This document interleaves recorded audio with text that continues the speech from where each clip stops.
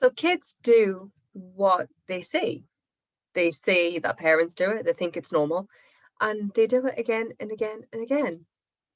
So whatever you're doing right now is what your parents did. And the cycle goes back and back and back. Now, when one of those things is a physical venting of anger or frustration, throwing stuff around the house, abusing somebody else, or name calling and torment and bullying, guess what? That's what you're that's what you're going to instill within your kids. So they'll find anger and torment and pressure at school. They'll find anger and torment and pressure with their partners when they grow up. And then they're going to pass that trait on to their kids, unless they do what you might do right now, which is to take control of your anger and frustration. Now, control to me, when I think of the word control, I think of like harness, because when you harness something within you, it spurs you on. It pushes you down the right path. It gives you that drive and emphasis to succeed without ever really needing to pull you back.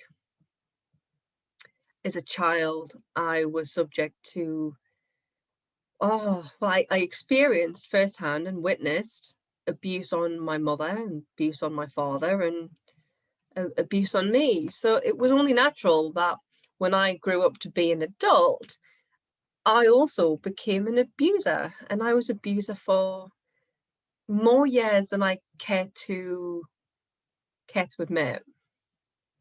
I was never handsy. I always gave back as good as I got. But for me, it was more of the mental abuse. And I would say things to start fights and to antagonize so that when they reacted, it would be their fault. And I had this amazing wake-up call, and it was when I lost my rag with my cat, and she still kept coming back to me. And it was no matter what I do to this poor animal, I never hit her. Whenever I lost my rag with this poor animal, she would still keep coming back to me. In this cat and I are, my husband jokes, we are the same person, because we live pretty much in each other's space all the time. And I realized that this living thing is so loving towards me that I should really be that loving towards her. And it started me off on this journey of being able to find love and happiness. And in finding love and happiness, I found compassion for myself. And when I found that compassion, I was able to forgive myself whenever I messed up. So whenever I acted in frustration, I went back and I replayed the event. Initially, I just did it in my head. And I replayed the event. I made the event different in my head. And then as I built in confidence, I then start replaying the event with the people that I had spoken with. So, hey, Bob, I would knee-jerk reaction into my response earlier. Now that I've had a chance to think, I'd like to revisit so that I can come at it from a more considered perspective. Are you open to that? Can we have that conversation? And just by changing the thought process and pulling things away from my subconscious brain allowed me to make conscious decisions and conscious choices. Now, I'm into my anger and management journey, the harnessing of my anger. I'm in this journey now for coming up for 10 years. And I very rarely lose my rag. And when I do, it's for a good reason. And even now when I lose it, because I still think it's very healthy to lose your rag sometimes, because you have to break down to break through, then there's always an explanation. there's always a discussion. There's always a reason for why.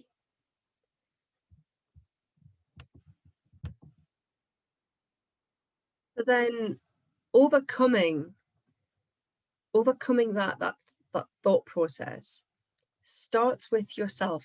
It starts with giving yourself permission to know that you're fallible.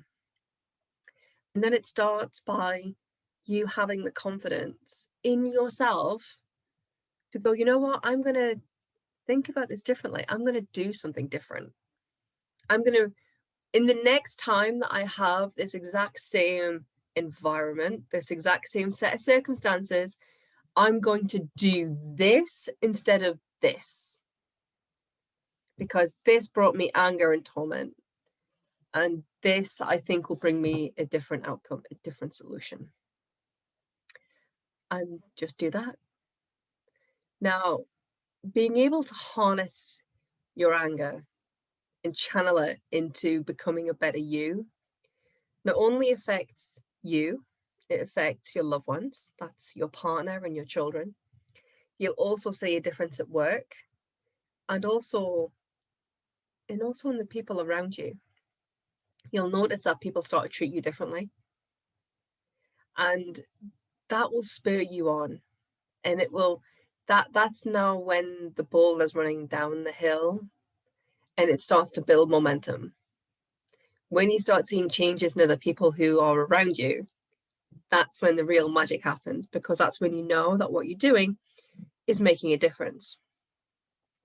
Now, it's very easy for me to sit here and say that anger and frustration management makes a difference because I've gone through the journey and I'm out the other side. If you're sitting here and you're thinking, oh, crumbs, you know, I really want to hear more about this and learn more about this, what can I do? Well, there are two things that you can do. You can have a look at my calendar link and you can see, you know, what time works for you, and we can have a cup of tea and we can talk about how anger and frustration harnessing could work for you. Or you could just go, yeah, you know what, I'm ready. And I've got a 6-week course on anger management, which is an introduction. There are other ones that are coming that will help you set off on the right direction. So both those links are in the comments. Click on the links, have a look, see what works best for you, and I'll see you on the other side. My name's Vicky Poole. I'm an ancestral healer and coach, and thank you for tuning in. See you later.